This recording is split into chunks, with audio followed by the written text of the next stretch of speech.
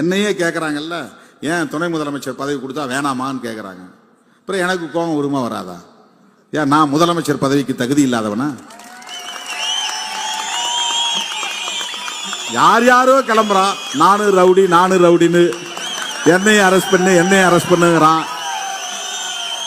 எல்லாரும் என்ன முதலமைச்சர் ஆக்குங்கன்னு போய் கேட்கும்போது, நான் 35 வருஷம் இந்த பொது வாழ்க்கையில் இருக்கிறேன், 25 வருஷம் தேர்தல் அரசியல் இருக்கிறேன், முத்தமிழறிஞர் கலைஞரோடு சேர்ந்து அரசியல் செய்திருக்கிறேன், கொஞ்ச காலம் ஜெயலலிதா அம்மாவோடும் சேர்ந்து அரசியல் செய்யக்கூடிய வாய்ப்பு கிடைத்திருக்கிறது.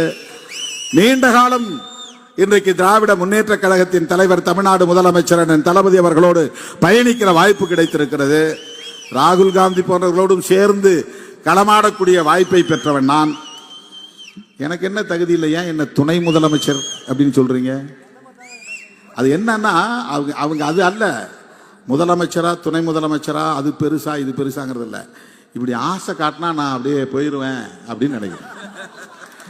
அப்படியே வாங்க நல்லா சுட சுட சாப்பிடலாம் வாங்க அப்படின்னு கூப்பிடுற மாதிரி கூப்பிடுறாங்களாம்.